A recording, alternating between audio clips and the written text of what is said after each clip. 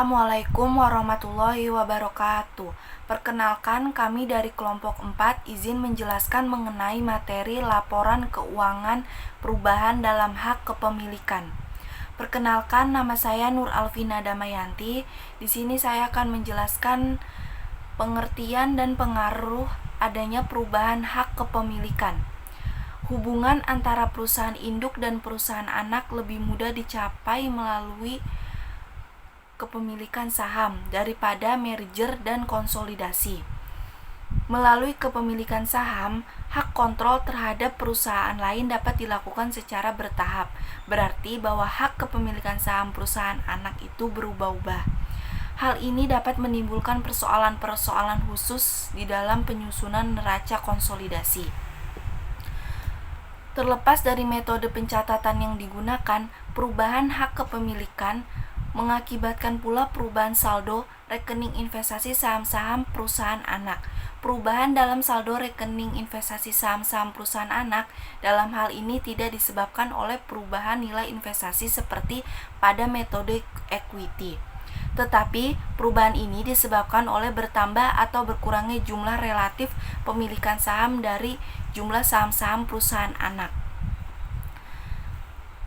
Lalu ada penggabungan usaha. Penggabungan usaha adalah usaha untuk menggabungkan perusahaan satu atau lebih perusahaan dalam satu kesatuan ekonomi. Faktor-faktor yang harus diperhatikan saat akan mengadakan penggabungan usaha, yang pertama itu ada penggabungan usaha perusahaan dengan mengeluarkan satu jenis modal saham. Lalu yang kedua ada penggabungan perusahaan dengan mengeluarkan dua atau lebih jenis modal saham.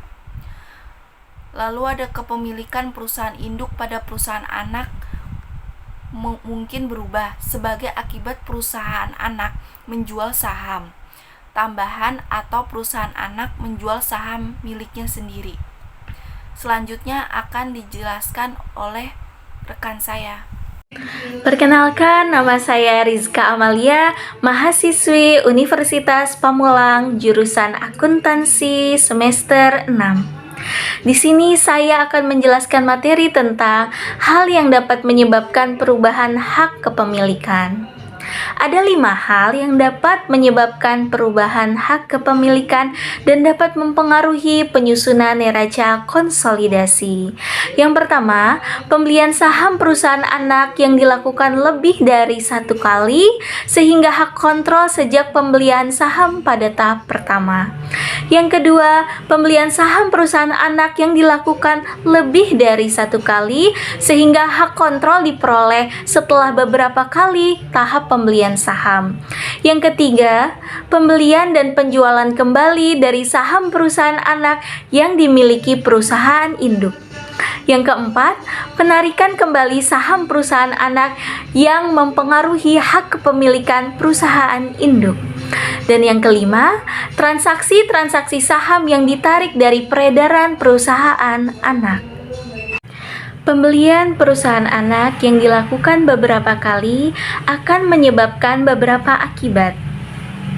Di antaranya yaitu akan menyebabkan perubahan saldo rekening investasi saham dan akan menyebabkan perubahan rekening laba ditahan pada buku-buku perusahaan induk. Materi selanjutnya akan dilanjutkan oleh teman saya. Silahkan. Baik, terima kasih. Perkenalkan, nama saya Muhammad Amarullah. Saya akan menjelaskan mengenai perlakuan akuntansi untuk penjualan dan pembelian kembali sebagian saham perusahaan anak yang dimiliki oleh perusahaan induk. Pada dasarnya, kepemilikan saham perusahaan anak tidak untuk diperjualbelikan. Namun, ketika memang perusahaan induk yang memiliki sebagian saham perusahaan anak tersebut mengalami kondisi tertentu, maka saham tersebut dapat diperjualkan kembali. Dan apabila hal itu terjadi, maka itu tidak hanya akan mengurangi hak kepemilikannya saja, namun juga akan mengurangi nilai investasinya. Lalu, apa sih pengaruh atas dua hal tersebut? Di sini ada dua hal yang berbeda. Yang pertama, pengaruh atas berkurangnya hak kepemilikan tidak akan menimbulkan banyak masalah dalam penyusunan neraca konsolidasi setelah penjualan saham-saham tersebut. Karena apabila hak kepemilikan berkurang, itu dapat ditentukan dengan cepat karena berhubungan dengan jumlah lembar saham-sahamnya. Lain halnya dengan nilai investasinya berkurang. Terlebih, jika saham-saham perusahaan anak tersebut awalnya diperoleh melalui beberapa tahap penjualan atau pembelian dan dengan nilai perolehan yang berbeda-beda. Seperti itu.